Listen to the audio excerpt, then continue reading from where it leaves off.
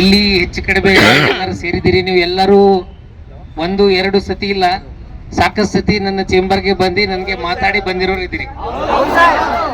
So ನೀವು ಇಲ್ಲಿ ಎಷ್ಟು ನಿಮ್ಮ ಬೋರ್ಡ್ಸ್ಗಳನ್ನ ನಾನು ಓದ್ತಿದ್ದೆ, ಮತ್ತೆ ಇವರು ಮಾತಾಡುವಾಗ ಏನು ಮಾಡಿದ್ರು ಅದರ ಬಗ್ಗೆ ನಾನು ಮೊದಲೇ ಹೇಳಿದಂಗೆ, ಆಬ್ಜೆಕ್ಷನ್ಸ್ ಅಂದ್ರೆ ಇಷ್ಟು ಆಬ್ಜೆಕ್ಷನ್ ಬಂದ್ರೆ ಕನ್ಸಿಡರ್ ಮಾಡ್ತೀವಿ ಅಂತ ಅನ್ನೋದಲ್ಲ, ಒಂದು ಆಬ್ಜೆಕ್ಷನ್ ಕೂಡ ಸರಿಯಾದ ರೀಸನ್ ಜೊತೆಗೆ ಕೊಟ್ರೆ ಅದನ್ನು ಕೂಡ ನಾವು ಕನ್ಸಿಡರ್ ಮಾಡ್ತೀವಿ. ಈಗ ಫಸ್ಟ್ ಅಂದ್ರೆ ಈ 15,000 ಏನು ಸರ್ಕಾರದಿಂದ ಅನುಮೋದನೆ ಬಂದಿದೆ ಅಷ್ಟೇ ರಿಕ್ರೂಟ್ಮೆಂಟ್ ಮಾಡಕ್ಕೆ ಈ ಹಂತದಲ್ಲಿ ಸಾಧ್ಯವಾಗುವಂಥದ್ದು ಒಂದು. ಎರಡನೇದು, ಈ ಪರೀಕ್ಷೆ ಬಗ್ಗೆ ನೀವು ಹೇಳ್ತಾ ಇದ್ರಿ ನಾವು ಡಿಸ್ಕ್ರಿಪ್ಟಿವ್ ಪ್ಯಾಟರ್ನು. ಲಾಸ್ಟ್ ಟೈಮ್ ನಾವು GPT ಎಕ್ಸಾಮಿನೇಷನ್ ಮಾಡುವಾಗ ಡಿಸ್ಕ್ರಿಪ್ಟಿವ್ ಪ್ಯಾಟರ್ನ್ ಇತ್ತು, ನಿಮ್ಗೆಲ್ಲರಿಗೂ ಗೊತ್ತಿದೆ. ನಾನು GPT ಬಗ್ಗೆ ಮಾತಾಡ್ತಿದ್ದೀನಿ, ಪಿ ಬಗ್ಗೆ ಮಾತಾಡ್ತೀನಿ. ಒಂದ್ ನಿಮಿಷ, ನಾನು ನೀವು ಮಾತಾಡ್ಬೇಕಿದ್ರೆ ನೀವು ಮೈಕ್ ತಗೊಂಡು ಮಾತಾಡಿ. ನಾನು ಮಾತು ಮುಗಿಸಿನಾ?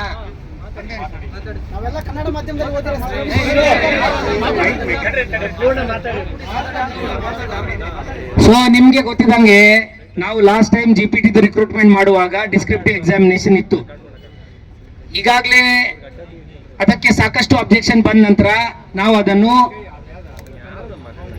ಮರುಪರಿಶೀಲನೆ ಮಾಡ್ತಾ ಇದ್ದೀವಿ. ಅದಕ್ಕೆ ಒಂದು ಕಾಡ್ರಿಗೆ ಎಕ್ಸಾಮಿನೇಷನ್ ಇಡುವುದು, ಇನ್ನೊಂದು ಕಾಡ್ರಿಗೆ ಎಕ್ಸಾಮಿನೇಷನ್ ಬಿಡುವುದಂತ ಮಾಡೋಕ್ಕೆ ಆಗಲ್ಲ. ಆದರೆ ಎಲ್ಲ ಕಾಡ್ರಸ್ಗೆ ಡಿಸ್ಕ್ರಿಪ್ಟಿವ್ ಎಕ್ಸಾಮಿನೇಷನ್ದು ಅದರದೇ ಆದ ಅಡ್ವಾಂಟೇಜಸ್ ಡಿಸ್ಅಡ್ವಾಂಟೇಜಸ್ ಇದಾವೆ. ಸೊ ಅದು ಎಲ್ಲ ಕೂಲಂಕುಷವಾಗಿ ಪರಿಶೀಲಿಸಿ ನಿಮ್ಮ ಏನ ಸಬ್ಮಿಷನ್ಸ್ ಇದಾವೆ, ಸಲ್ಲಿಕೆ ಇದೆ, ಅದನ್ನು ಪಾಸಿಟಿವ್ ಆಗಿ ಕನ್ಸಿಡರ್ ಮಾಡಲಿದ್ದೀವಿ. ಒಂದು ಅದು ಆದ ನಂತರ ನೀವು ಅದು ಮೊದಲೇ ಹೇಳಿದ್ದೀನಿ, ಅದು ಮಾಡೋಕ್ಕಾಗಲ್ಲ ಸುಮ್ಮನೆ. ನಾನು 1 by 1 ಕಾರ್ಡರ್ ಬೈ ಕಾರ್ಡರ್ ಹೇಳ್ತೀನಿ. ಮತ್ತೆ ನೀವು ಸಾಕಷ್ಟು ಜನ PST ಅಲ್ಲಿ ನಮ್ದೇನು ಕ್ಲಾಸಿಫಿಕೇಶನ್ ಇದೆ, ಲ್ಯಾಂಗ್ವೇಜು, ಮ್ಯಾಥಮೆಟಿಕ್ಸು, ಸೈನ್ಸ್ ಅಂತ,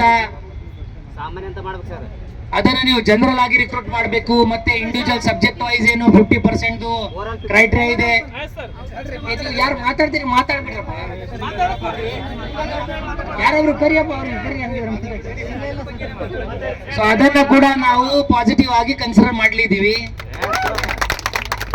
ಅದು ಎರಡನೇದು. ಮೂರನೇದು, ನೀವು ಕೆಲವೊಂದು ಜನ ಅಸಿಸ್ಟೆಂಟ್ ಮಾಸ್ಟರ್ಸ್ ಅಲ್ಲಿ ಆಗ್ಲಿ ಅಥವಾ GPT ಅಲ್ಲಿ ಆಗ್ಲಿ ಡಿಗ್ರಿಯಲ್ಲಿ ನಾವು subject wise minimum percentage criteria ಕೇಳಿರುವಂತದ್ದಿತ್ತು. ಅದು ಕೂಡ ಅಗ್ರಿಗೇಟ್ಗೆ ನಾವು ಸ್ಟಿಕ್ ಆನ್ ಆಗೋಣ ಅಂತ ಅದ್ರ ಬಗ್ಗೆ ಕೂಡ ಪಾಸಿಟಿವ್ ಆಗಿ ಯೋಚನೆ ಮಾಡ್ತಾ ಇದ್ದೀವಿ.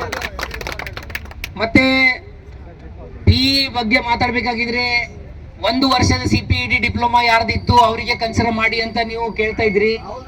ಸೊ ಅದು ಕೂಡ ನಾವು ಪಾಸಿಟಿವ್ ಆಗಿ ಕನ್ಸಿಡರ್ ಮಾಡೋ ಬಗ್ಗೆ ಯೋಚನೆ ಮಾಡ್ತಾ ಇದ್ದೀವಿ.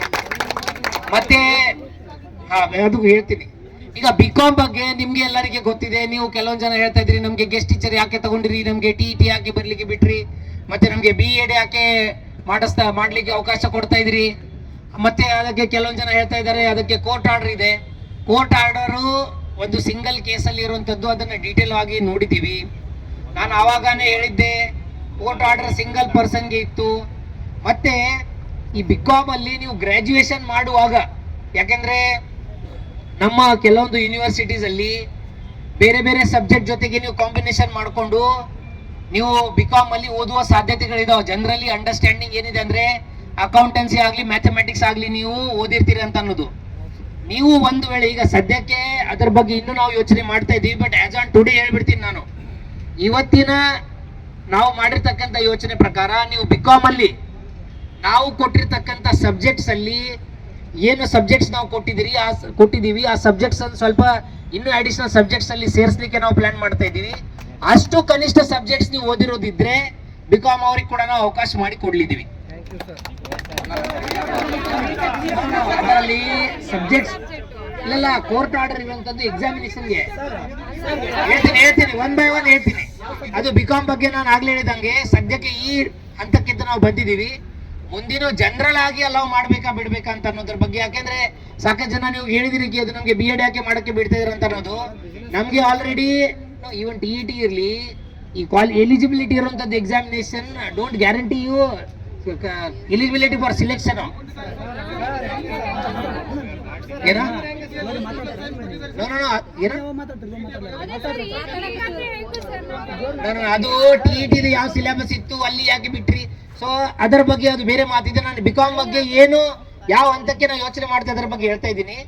ಮುಂದಿನ ಇನ್ನೂ ಅಬ್ಜೆಕ್ಷನ್ಸ್ಗೆ 29ನೇ ತಾರೀಕಿದೆ, ಡೇಟ್ ಇದೆ, ಅದು ಬರ್ತಾ ಇದಾವೆ. ನಾವು ಈಗ ನಾನು ಆಗ್ಲೇ ಫಸ್ಟ್ ಪಾಯಿಂಟ್ ಅಲ್ಲಿ ಹೇಳ್ಬಿಟ್ಟಿನಿ, 15,000 ಏನು ಅಪ್ರೂವಲ್ ಬಂದಿದೆ, ಅದು ಕಾರ್ಡರ್ ವೈಸ್ ಬಂದಿರೋ ಅಪ್ರೂವಲ್ ಇದೆ. ಸದ್ಯಕ್ಕೆ ಸಂಗೀತ ಶಿಕ್ಷಕರಾಗ್ಲಿ, ಚಿತ್ರಕಲಾ ಶಿಕ್ಷಕರಾಗ್ಲಿ, ಈ ಬೇರೆ ಬೇರೆ ಆರ್ಟ್ಸ್ಗಳ ಶಿಕ್ಷಕರದು ಅದರಲ್ಲಿ ಅನುಮೋದನೆ ಇಲ್ಲ. ಸೊ ಈಗರ ಬಗ್ಗೆ ಮಾತಾಡ್ತೀನಿ, ಈಗ ಇರೋದ್ರ ಬಗ್ಗೆ ನಾನು ಕರೆಕ್ಟ್ ನೀವು ಹೇಳ್ತಾ ಇರೋದು. ಸದ್ಯಕ್ಕೆ ಇರುವಂತದ್ರಲ್ಲಿ ಅದಕ್ಕೆ ಅನುಮೋದನೆ ಇಲ್ಲ.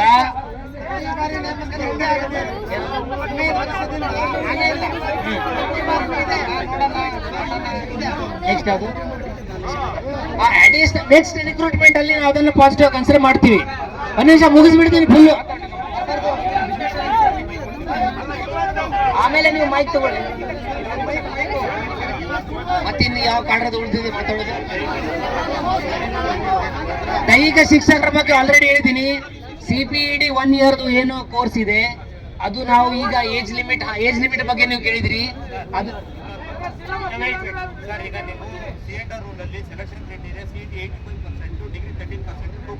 ಮಾಡಿದಿರಾ, ಆದ್ರೆ ನಮ್ಮ ವೃತ್ತಿಲಿ ಏನಾಗಿದೆ ಅಂದ್ರೆ ನಾವು ಡಿಗ್ರಿಲಿ ಏನ್ ಕಲಿಸ್ತೀವಲ್ಲ ವಿಷಯಗಳು ಅದನ್ನ ಇಟ್ಕೊಂಡು ನಾವು ಮಕ್ಕಳಿಗೆ ಬೋಧಿಸಕ್ಕಾಗಲ್ಲ ಸರ್. ಯಾಕೆಂದ್ರೆ ನಾವು ಕಲಿತಕ್ಕಂಥದ್ದು ಫಿಸಿಕಲ್ ಎಜುಕೇಶನ್ ಡಿಪಾರ್ಟ್ಮೆಂಟ್ ಇಂದ, ನಮ್ಮ ಡಿಪಾರ್ಟ್ಮೆಂಟ್ ಪರ್ಸೆಂಟೇಜ್ ಕೊಡಿ. ಡಿಗ್ರಿ ನಮ್ಗೆ ಅವಶ್ಯಕತೆ ಇಲ್ಲ. ಡಿಗ್ರಿಲಿ ಇರ್ತಕ್ಕಂಥ ವಿಷಯ ಸಾರಾಂಶಗಳು ಇಟ್ಕೊಂಡು ನಾವು ಬೋಧಿಸಕ್ಕಾಗಲ್ಲ.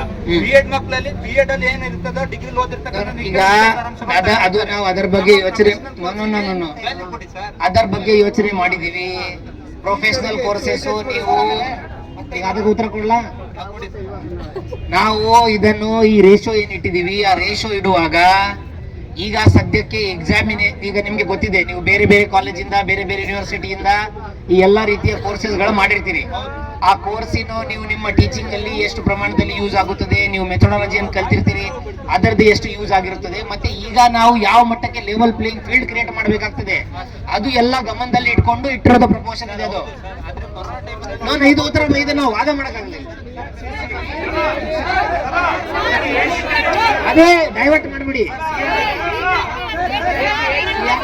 ಪಾಯಿಂಟ್ ಬೈ ಪಾಯಿಂಟ್ ಚರ್ಚೆ ಮಾಡಕ್ಕಾಗಲ್ಲ. ಅಟ್ ಅ ಟೈಮ್ ಅದು